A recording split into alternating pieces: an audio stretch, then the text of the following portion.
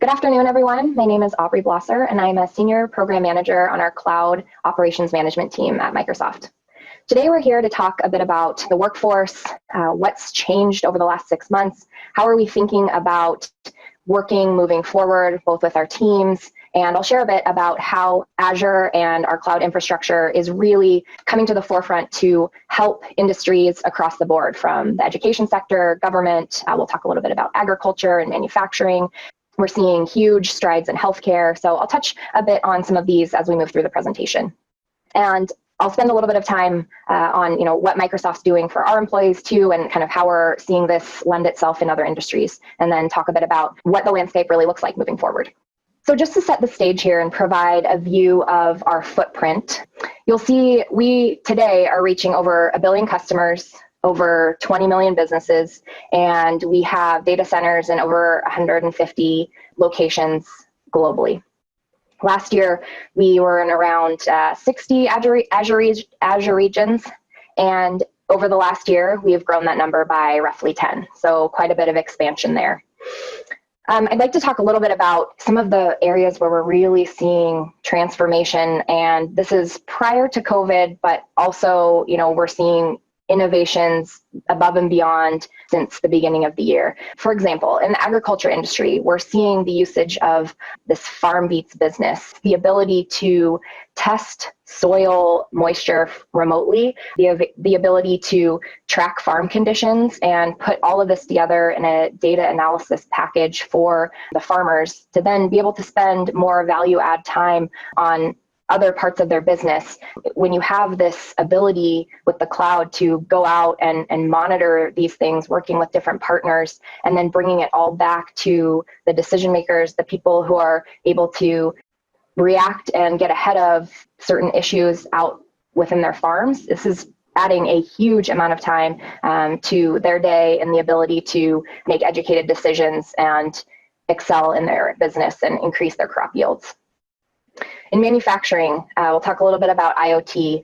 We're seeing the Internet of Things in manufacturing more and more.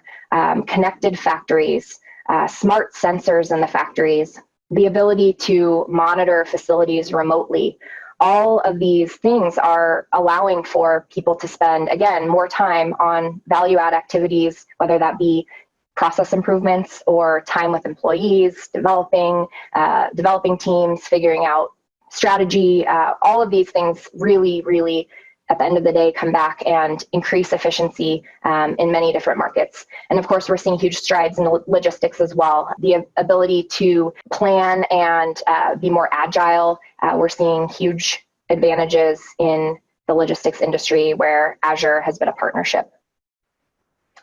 So with all of these things considered, behind this is the people, the teams that are coming together to make this happen, both within Microsoft and our external stakeholders who we partner with to figure out how to make things better and continue this improvement journey. So I'd like to shift gears a little bit and talk about how we're thinking about scaling this huge business in a remote landscape. We are seeing a very sharp growth trajectory over the next 5 years. And you layer on the factor of COVID and this very quick change to working remotely, and it creates an incredible complexity. I'd like to start out here and kind of set the stage with a quote from Satya, which was following the Q3 earnings call. Satya said, "We've seen 2 years worth of digital transformation in 2 months. From remote teamwork and learning to sales and customer service to critical cloud infrastructure and security, we're working alongside customers every day to help them adapt and stay open for business in a world of remote everything." So just as an example, in April alone, we saw over 2 million Microsoft Teams meeting participants in a single day, which generated more than 4.1 billion meeting minutes. And this is within a single day. Now, just to put that into perspective, just 2 months earlier, the average or high was around 900 billion meeting minutes. So essentially 4x growth overnight. And when you think about this, again, how do we react? How do we support? How do we scale the business? It all comes back to the people. So I'll talk a little bit about kind of how we're seeing the workforce in some of our partner industries change and flex and adapt in this remote world, and some of the great innovation that we're seeing there. And then I'll talk a little bit about within Microsoft, how we're thinking about this as a team. What do we see as the next phase of growth, and what does this remote landscape really look like moving forward? And really, what are some of the learnings and great benefits that we see coming out of it as well? I've spent some time talking with small and medium-sized manufacturing companies just to kind of hear what's going on in their world with this very interesting dynamic of mainly operations teams remaining on site, but virtually everyone else is remote. And in some of these small to medium-sized companies, the interaction and collaboration is just so key to their daily productivity and bringing everyone along for the journey. So the interesting thing here is we see these large buildings that are typically filled with many people, all across the business functions. And now just manufacturing folks are in these buildings working through the daily operations. And the feedback that I've received is, the ability to visually connect with people all around the world, physically bringing the video to the locations to work through issues for dev teams that may now be offsite but were not previously. It's really helping to not only hold the business together, but really drive innovative ideas and change the way we're thinking about even our time management during the day. So it's really, really exciting to hear about, how businesses are getting creative with this and how they're able to not only be productive, but in some cases even more productive. You think about people cutting down on their commute time, and all of this contributes to our productivity, and we're able to do that with the help of Teams and other virtual platforms that allow us to collaborate. I'll take a shift to talk about Microsoft and kind of how we're approaching this vast change and how the workforce is thinking about it. Microsoft has offered some great benefits to allow people to become a little bit more flexible with their schedules. It's very normal now. Children in the background, dogs barking in the background. I think in the beginning, this was something where we were nervous and it was just so different from what we were used to, but really being able to embrace it and realize that, we're all people trying to figure out this new normal. I feel like Microsoft has done a really good job with this. And they've offered some really innovative ways to think about how managers can support in this way.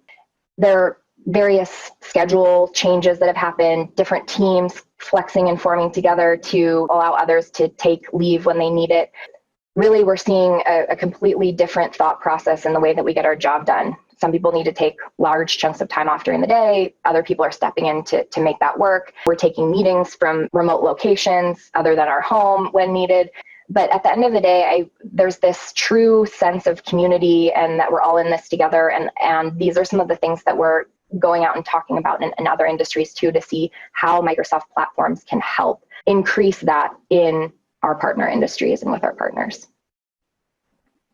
So I'd like to take a moment and talk about looking forward and what that looks like as we think about scaling the workforce effectively to support our business needs and supporting growth today while also planning for the future. As we think about working in a remote environment, bringing new employees up to speed, ensuring that folks stay connected who are working in one area of the business and understanding how it ties to goals and objectives at a very high level. All of this is extremely challenging, especially when you're dealing with a team that's scaling and growing at such a rapid rate. We see a lot of movement, teams reshuffling, reorganizing, thinking about, how we change and excel. And with that comes a significant amount of churn, but also a significant amount of opportunity. I think the biggest challenge when you're working with such a broad range of older generation and newer generation is how do you bridge that gap? So when we think about kind of 4 key elements that really need to come together to support and make that happen, the communication piece, right? We're all learning to communicate in a new way. And for everyone that looks a little bit different, and that's okay. So kind of finding what hits home to each person individually from a communication perspective, how do they connect best? I think we're all finding our new way there, and that's something that we're very focused on.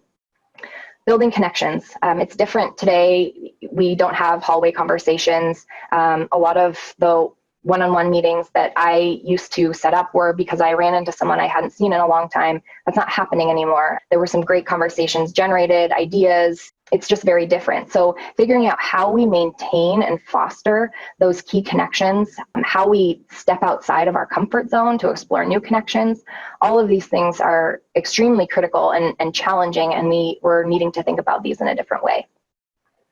Experience is a big one. I find myself kind of consumed by my four walls at times, often, and thinking about, how we look out and see what other teams are doing. You're not able to physically attend an informational meeting, but of course there are a vast number of virtual settings. So figuring out what experiences we can tap into to really grow and push ourselves and kind of get out of that comfort zone that may be a little bit easier to stay in a remote environment. And then this is kind of tied to experience, but exposure. So exposing yourself to new and different settings and situations, people, diversity, all of these things are a bit more challenging to do, again, in a remote fashion. But these are the opportunities that we're thinking about and trying to become more creative in how we approach this and what we're providing for employees and how we're really utilizing all of these four things that I just mentioned to grow our teams. With this change, there will be a significant innovation in the way we work. When we see that folks are very productive in a remote setting, often, we're seeing productivity the same or even increased. People have a hard time figuring out, how to set those boundaries, how to turn it off, which is a problem in itself. But when we're seeing this increased productivity, we think about, how can we leverage that to scale the business and really get creative with where people work. If we can locate key stakeholders at supplier locations more frequently, that touch point could be hugely beneficial versus having more of a headquarter-centric mentality. And then as we think about onboarding the next generation, this is the big one. We have a huge focus on university recruiting and internships. This last summer, we hosted an entire summer internship remotely. We had made offers last year before the remote work started, and we decided that instead of canceling those offers, we would offer a remote experience. And some of the feedback that I heard from our interns was that, people really took the time to spend and educate and be inclusive. And although it was remote, they really felt like they were a part of the team. And we just need to think of new and different ways for how we can continue to include those working remotely, especially those newer in career.